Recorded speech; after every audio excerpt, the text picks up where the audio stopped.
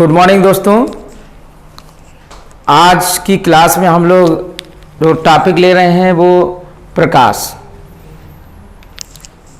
देखिए, सबसे पहले मैं आपका स्वागत करता हूं अध्ययन गुरु परिवार में और टॉपिक को स्टार्ट कर रहा हूं प्रकाश, लाइट, जैसा कि आप स्क्रीन के ऊपर देख रहे हैं। तो लाइट जो है पूरे फिजिक्स में बहुत ज़्यादा इम्पॉर्टेंट टॉपिक है। अगर आप 10+2 पर ध्यान देंगे, यानी बोर्ड के ऊपर ध्यान देंगे, तो सबसे ज़्यादा स्कोरिंग लाइट है। एक तो मैं ये कहना चाह रहा हूँ।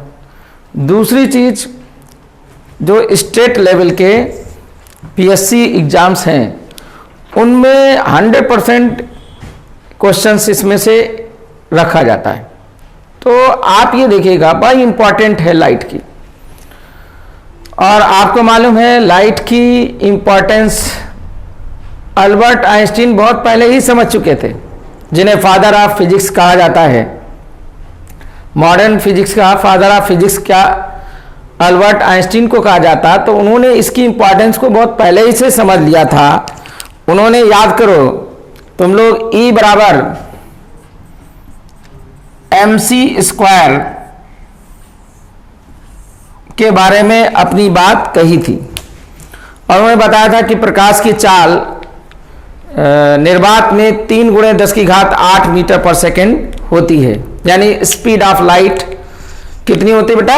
3 × 10⁸ मीटर प्रति सेकेंड होती है। और इससे ज़्यादा स्पीड किसी भी ऑब्जेक्ट की नहीं होती इस सराउंडिंग में, इस पृथ्वी पर, इस यूनिवर्स में।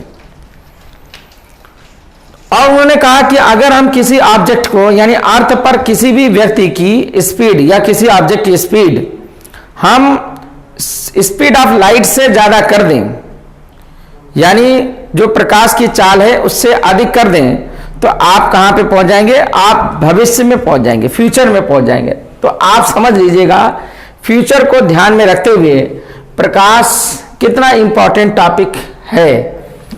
और इसीलिए इसे बोला जाता है ऊर्जा का समीकरण, E बराबर mc², द्रव्यमान ऊर्जा समीकरण, यानी मास एनर्जी इक्वेशंस बोला जाता है। तो क्वेश्चन कभी कभी पूछा जाता है एग्जाम में कि द्रव्यमान ऊर्जा समीकरण किसने दिया, तो आप क्या लिखेंगे? E बराबर क्या? mc² लिखेंगे, राइट। मतलब किसने दिया? अल्बर्ट आइंस्टीन ने दिया। और अगर ये क्वेश्चन बन जाए बेटा कि बताओ द्रव्यमान ऊर्जा समीकरण होता क्या है, द्रव्यमान ऊर्जा समीकरण क्या होता है, तो आप बताएंगे E बराबर mc² बताएंगे। फिर बेटा अगला क्वेश्चन आपका बनता है कि प्रकाश को चलने के लिए माध्यम की आवश्यकता होती है या नहीं होती है। तो देखिए माय डियर स्टूडेंट, मैं आपको बताना चाहूंगा कि प्रकाश को भैया चलने के लिए किसी भी प्रकार के माध्यम की कोई आवश्यकता नहीं होती है। तो मैं जैसे यूं बोलूं, देखिए आपने इससे पहले ध्वनि के बारे में बहुत कुछ सुन रखा होगा कि ध्वनि को चलने के लिए किसकी आवश्यकता होती है? माध्यम की आवश्यकता होती है। लेकिन भाई प्रकाश को चलने के लिए किसी भी माध्यम की कोई आवश्यकता नहीं है। ये अच्छे से आप समझ लीजिएगा। क्लियर हुई बात की नहीं? तो इसलिए मैं ये बोलना चाहूंगा कि लाइट के प्रोपोगेशन के लिए आपको आवश्यकता नहीं है, मीडियम की रिक्वायरमेंट नहीं है, राइट। अब देखिए अगला क्वेश्चन बनता है यहीं से कि प्रकाश एक प्रकार की क्या है? तरंग है। क्या है प्रकाश? एक वैद्युत चुंबकीय तरंग है।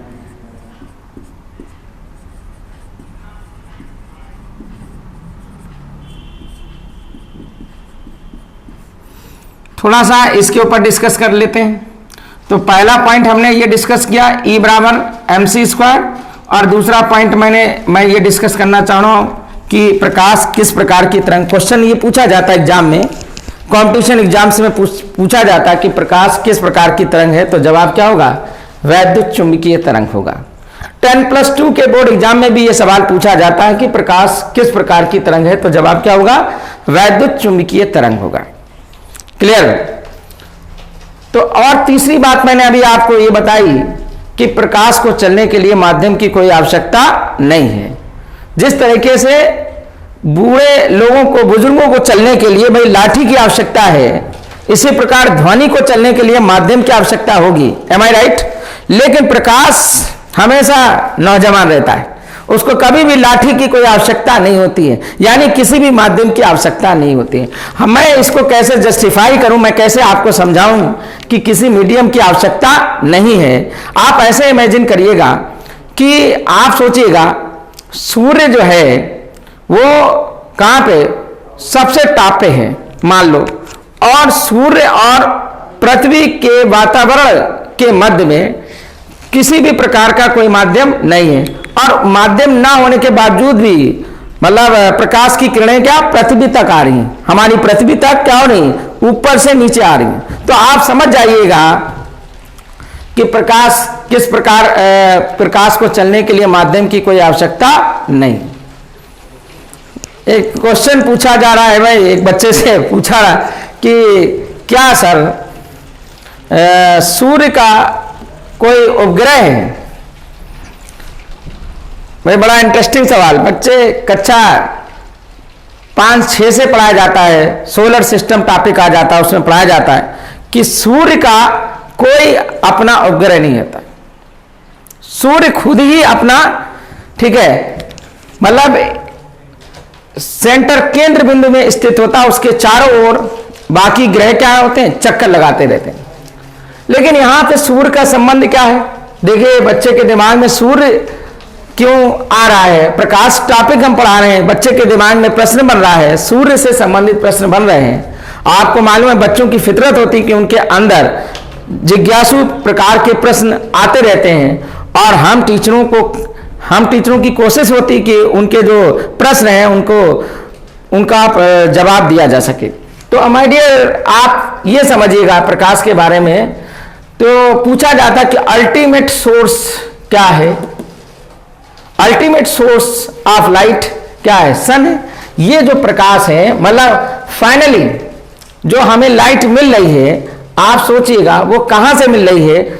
99.99 समथिंग परसेंटेज जो है हमको कंप्लीटली कहां से मिल रही है? सूर्य से मिल रही है। तो आप ये समझ लीजिएगा कि अल्टीमेट सोर्स ऑफ एनर्जी क्या हो गया? लाइट है। इसलिए हमारी आज, अच्छा आप देखिएगा जितने भी देश हैं, चाहे वो अमेरिका हो, आप तो वो सब एक दूसरे लड़ रहे हैं, किसकी वजह से? एनर्जी क्राइसिस की वजह से। कोई पेट्रोल डीजल की वजह से लड़ रहा है, कोई गैस की वजह से लड़ रहा है। तो अल्टीमेट लड़ाई किस बात की है इस पूरे संसार में? मैं बच्चों बताना चाहूंगा, मेरे दोस्तों बताना चाहूंगा कि अल्टीमेट जो लड़ाई है वो एनर्जी क्राइसिस की है। तो ये इसका मतलब ये टॉपिक हमारे लिए मतलब भौगोलिक परिदृश्य से भी और सामाजिक परिदृश्य से भी बहुत इंपॉर्टेंट रखता है। तो आप जरा देखिएगा, ये वाला पॉइंट आपको क्लियर हो गया, तीसरा पॉइंट आपको क्लियर हो गया होगा। मैंने क्या बताया कि प्रकाश को चलने के लिए माध्यम की आवश्यकता नहीं होती है, प्रकाश को चलने के लिए माध्यम की आवश्यकता नहीं होती है। नो मीडियम, यानी किसी भी मीडियम की आवश्यकता नहीं। बात समझ में आ गई? There is no requirement of medium for propagation of the light from one position to another position. That's why I am saying here there is no need of medium for propagation of the light, या transmission of the light. तो आप ये समझ लीजिएगा। फिर हमने बताया कि प्रकाश की चाल निर्वात में कितनी होती बेटा? 3 × 10⁸ मीटर पर सेकेंड होती है। याद रखना, इसको C अक्षर से प्रदर्शित करते हैं और इसकी स्पीड क्या होती है? इतनी होती, 3 × 10⁸ मीटर पर सेकेंड। और इससे ज्यादा, फिर मैंने अगला पॉइंट बताया कि इससे ज्यादा किसी भी सोर्स की, यानी किसी भी पार्टिकल, किसी भी ऑब्जेक्ट की, किसी भी व्यक्ति की स्पीड इससे ज्यादा नहीं होती है। अब जरा देखिए प्रकाश, अब प्रश्न बनेगा कि प्रकाश किससे मिलकर के बना है माय डियर। तो देखिएगा, मैं आपको बताना चाहूंगा प्रकाश किससे मिलकर के बना है, इसके बारे में मैं बताना चाहूंगा। प्रकाश एक प्रकार का क्या है? स्पेक्ट्रम है। क्या है? प्रकाश एक प्रकार का क्या है? स्पेक्ट्रम है। और कैसा स्पेक्ट्रम बेटा? वैद्युत, चुंबकीय स्पेक्ट्रम। इसलिए मैंने पहले ही लिख दिया है कि प्रकाश एक प्रकार का क्या है, वैद्युत चुंबकीय स्पेक्ट्रम है। मेरे बच्चों मैं बताना चाहूंगा वैद्युत चुंबकीय स्पेक्ट्रम क्यों है, क्योंकि ये दो चीजों से मिलकर के बना है। ये जो हमारी लाइट है, सनलाइट, ये जो लाइट है किससे, एक बना है वैद्युत क्षेत्र से और दूसरा बना है चुंबकीय क्षेत्र से बना है। याद रहेगा, एक किससे बना है, वैद्युत क्षेत्र से, और दूसरा किससे बना है, चुंबकीय क्षेत्र से बना है। तो कभी प्रश्न अगर आ जाए आपसे कि वैद्युत चुंबकीय स्पेक्ट्रम किससे मिलकर के बना है, तो आप जवाब देंगे वैद्युत क्षेत्र और किससे, चुंबकीय क्षेत्र से मिलकर के बना है। अब ये देखिएगा, जो वैद्युत चुंबकीय स्पेक्ट्रम बनता है तो वैद्युत क्षेत्र और चुंबकीय क्षेत्र जिस किसी स्थान पर, याद रखना 90 डिग्री पर, ये अगर दोनों 90 डिग्री पर, ये ऐसे 90 डिग्री पर अगर ये उपस्थित हो जाएं तो वहां पर एक वैद्युत चुंबकीय तरंग निकलने लगती है 90 डिग्री पर ही। समझ में आया? ये मान लो ये वैद्युत क्षेत्र है और ये क्या है, चुंबकीय क्षेत्र। तो ये उसकी डायरेक्शन होगा, प्रोपोगेशन का डायरेक्शन होगा, चलने की दिशा को व्यक्त करेगा। तो आप ये समझ लीजिएगा। तो यहां पे मैंने क्या बताया कि ये जो है वैद्युत चुंबकीय स्पेक्ट्रम बेटा किससे बना है, दो चीजों से मिलकर बना है, एक वैद्युत क्षेत्र और दूसरा क्या, चुंबकीय क्षेत्र से मिलकर के बना है। अच्छा, अब ये जो वैद्युत चुंबकीय स्पेक्ट्रम है, ये इसी को क्या बोला जा रहा है, विजुअल लाइट, यानी दृश्य प्रकाश। यानी इसका मतलब जो हम सामान्य तौर पर जो प्रकाश देख रहे हैं बेटा, उसको क्या नाम देते हैं, दृश्य प्रकाश नाम देते हैं, विजुअल लाइट देते हैं नाम, राइट। अब सवाल ये होता है कि विजुअल लाइट, दृश्य प्रकाश के बारे में किसने रिसर्च किया, किस वैज्ञानिक ने इसकी खोज की, तो आपको मालूम होना चाहिए न्यूटन नामक वैज्ञानिक ने इसकी खोज की। क्लियर हुई बात की नहीं? तो प्रश्न ये बनेगा कि दृश्य प्रकाश को किसने खोजा, तो आंसर क्या होगा, न्यूटन नामक वैज्ञानिक ने खोजा, राइट। अब आप समझ लीजिएगा, ये जो हमारा दृश्य प्रकाश होता है, इसमें आपको मालूम होना चाहिए कितने कलर्स होते हैं। देखिए ध्यान रखना, इसमें 7 कलर होते हैं। कितने? 7 कलर। एक कलर हमारा, ये ध्यान रखना, बिबिग्योर से याद रहना चाहिए। कितने कलर होते हैं? 7 कलर होते हैं। तो अब क्वेश्चन ये बन जाता है कि ये जो दृश्य प्रकाश है कितने रंगों से मिलकर के बना होता है, तो भैया जवाब क्या होगा, 7 रंग से मिलकर के बना होता है। यूपी SSSC में सवाल पूछा गया कि दृश्य प्रकाश कितने रंगों से मिलकर के बना होता है, तो कितने रंगों से मिलकर बना होगा, जवाब क्या होगा, 7 रंगों से मिलकर के बना होगा। इसमें अगला सवाल प्रश्न बनता है कि आपसे 4-5 विकल्प दे देता है और उसमें यह आर्डर देता है कि पहले भैया कौन आएगा, फिर उसके बाद कौन आएगा, फिर उसके बाद कौन आएगा, यह आर्डर आपसे पूछ लेता है। तो आर्डर के लिए आप याद रखिएगा, देखिएगा पहला जो है वायलेट है, दूसरा क्या है, इंडिगो है, तीसरा क्या है, ब्लू है, चौथा क्या है, ग्रीन है, पांचवा क्या है, येलो है, छठा क्या है, ऑरेंज है और रेड है। क्वेश्चन ये भी बन जाता है कि दृश्य प्रकाश में, ठीक है, पांचवा कौन सा रंग है, समझ में आया, छठवां कौन सा रंग है या 7वां रंग कौन सा है, इस टाइप से भी प्रश्न बन जाता है। तो आप लोग ये ध्यान रखिएगा, और इनका सही क्रम क्या है, ये भी प्रश्न बन जाता है, तो दिमाग में याद रखिए। अब सवाल होता है इसको माइंडसेट में कैसे याद रखा जाए, दृश्य प्रकाश में जो उपस्थित रंग है इनको कैसे याद रखा जाए, इसके ऊपर प्रश्न है। तो मैं इसकी चर्चा आपसे करना चाहूंगा कि कैसे ये 7 रंग याद रखे जाएं। देखिएगा, आपने पढ़ा था हाई स्कूल में कि जब सामान्य प्रकाश को, ऑर्डिनरी लाइट को किसी प्रिज्म से टकराते हैं तो वह अपने 7 अलग अलग रंगों यानी अवयवों में विभक्त हो जाता है। यानी when white light is pass through a prism then it splits into 7 constitutes colour. तो इसी घटना को हम क्या कहते हैं, इसी प्रोसेस को हम क्या कहते हैं, या बताओ आप ही लोग बताओ, इस प्रोसेस को हम क्या कहते हैं? क्या हम प्रकाश का प्रकीर्णन बोलेंगे, या प्रकाश का परावर्तन बोलेंगे, या प्रकाश का अपवर्तन बोलेंगे? आखिर हम क्या बोलेंगे? तो आपने पढ़ा होगा डिस्पर्सन शब्द पढ़ा होगा। क्या पढ़ा होगा? डिस्पर्सन। तो डिस्पर्सन के कारण यह पता चला कि दृश्य प्रकाश में यहां पर आप देखिएगा जो हम सामान्य प्रकाश में डालने हैं वो कैसा है? White light. White light means श्वेत प्रकाश। क्या है यहां पर? श्वेत प्रकाश, राइट? ये डालने हैं और ये कितने कलर में विभक्त हो जाता है? 7 कलर में विभक्त हो जाता है। ये ऐसे।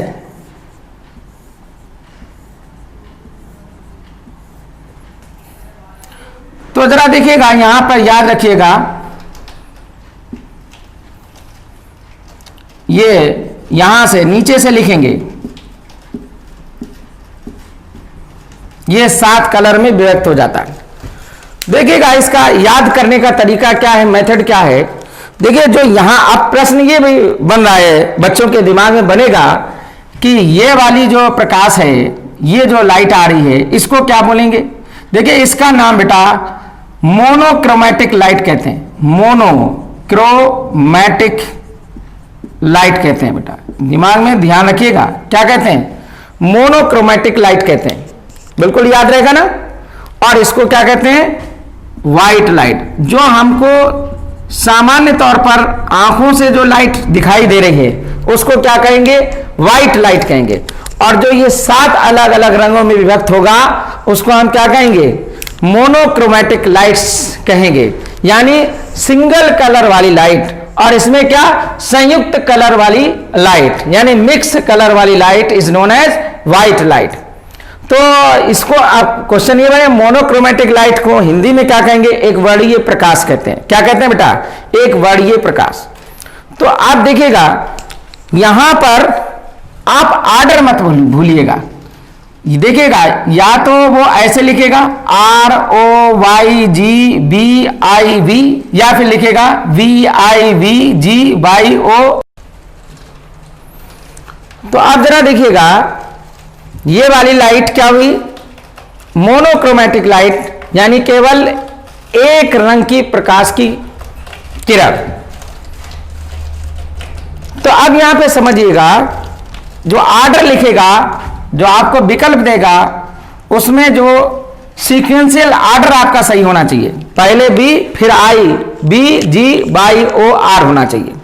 अगर कहीं उसने ऐसे कह दिया कि नहीं भैया ऐसा लिख दिया उसने, तो ये गलत हो जाएगा।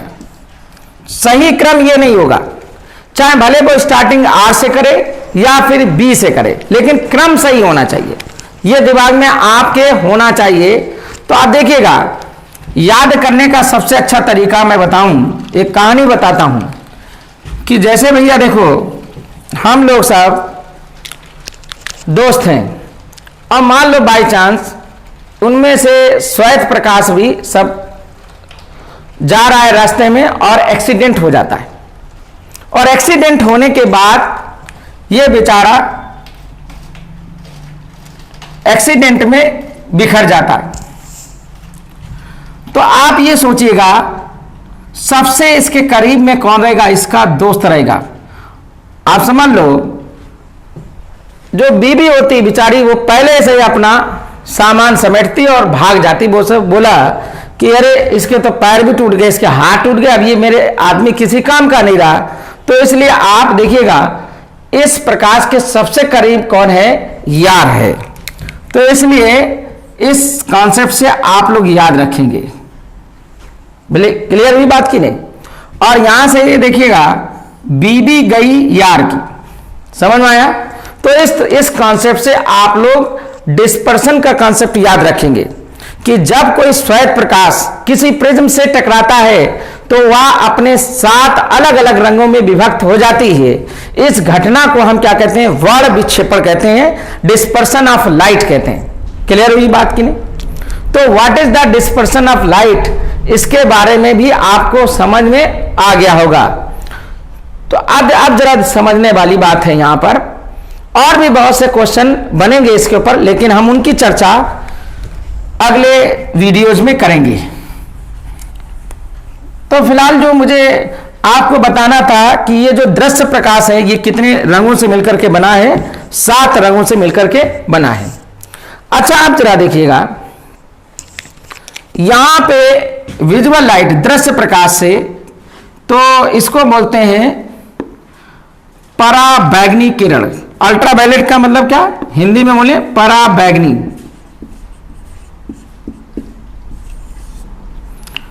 यानी इसको कैसे याद रखेंगे कि लेफ्ट हैंड साइड कौन होगा? तो ऐसे याद रखा जाएगा कि दृश्य प्रकाश से परे कौन है, तो आंसर होगा पराबैंगनी होगा, लेफ्ट साइड में। क्लियर हुई बात की नहीं? अब यहां पर जरा देखिएगा, दृश्य प्रकाश के दाईं ओर कौन होगा? तो क्या होगा?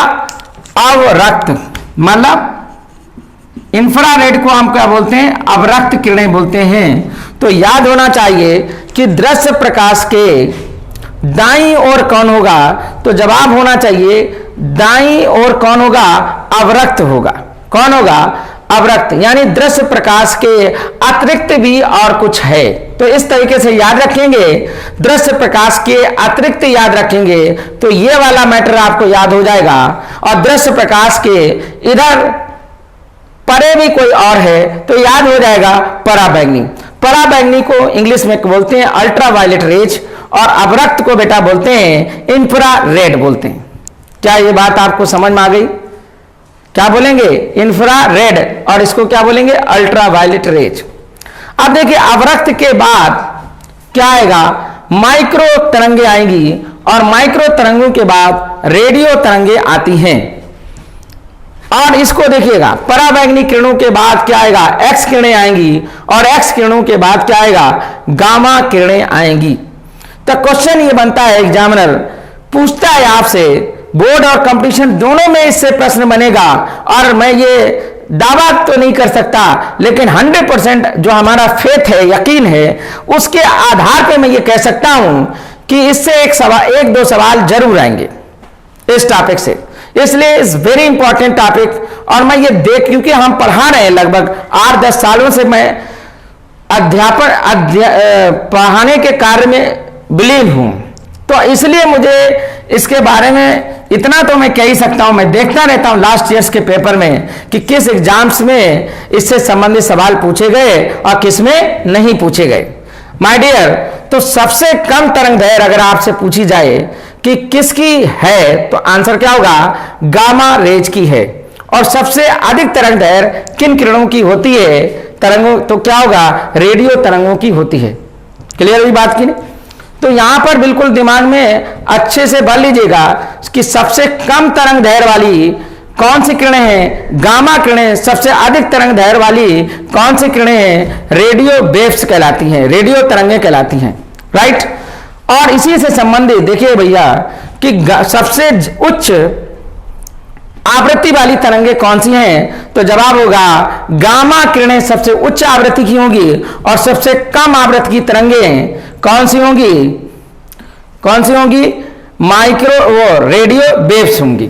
समझ में आया? रेडियो की तरंगें होंगी।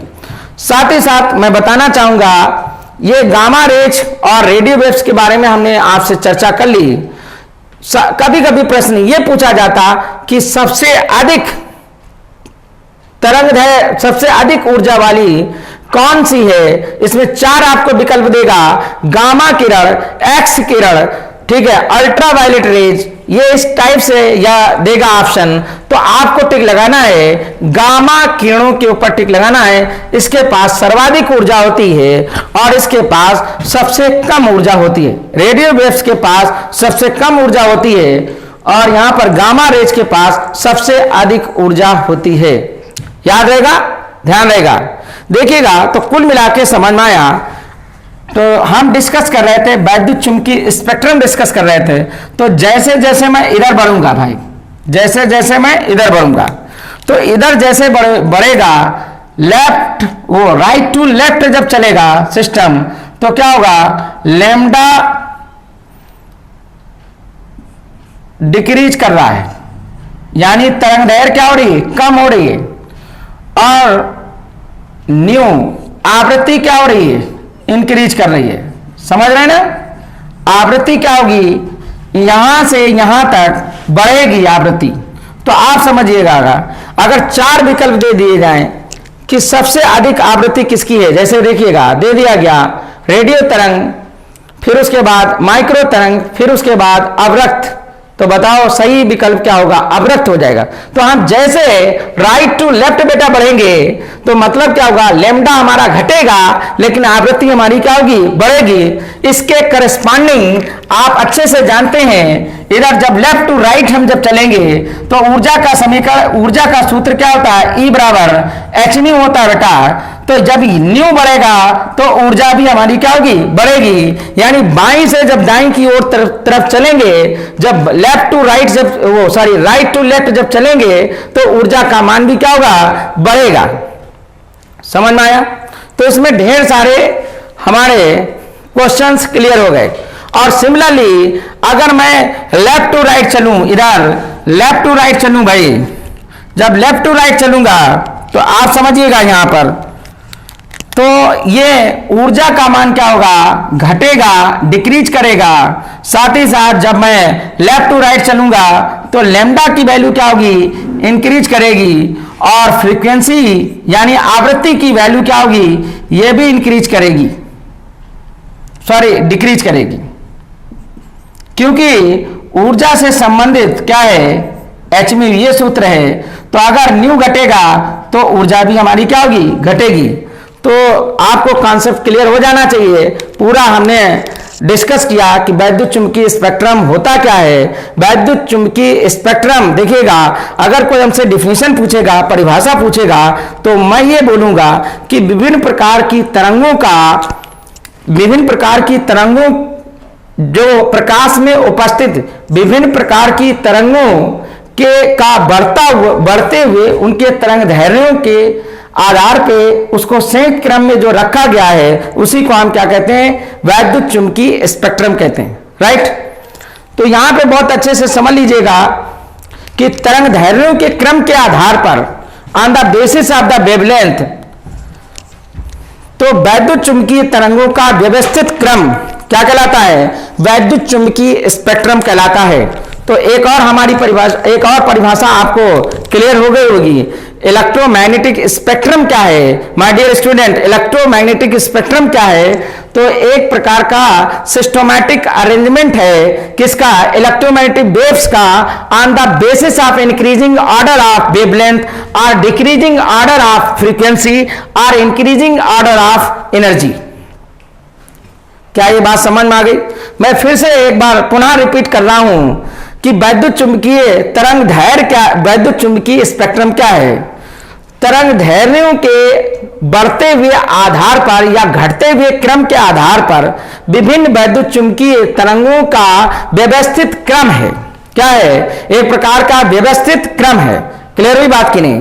तो यहां पर इसमें कौन कौन सी तरंगें आती हैं, अगर क्वेश्चन ये बने तो गामा किरणें, एक्स किरणें, पराबैंगनी किरणें, दृश्य प्रकाश, अवरक्त किरणें और सूक्ष्म तरंगे और रेडियो तरंगे, तो इनका समूह है।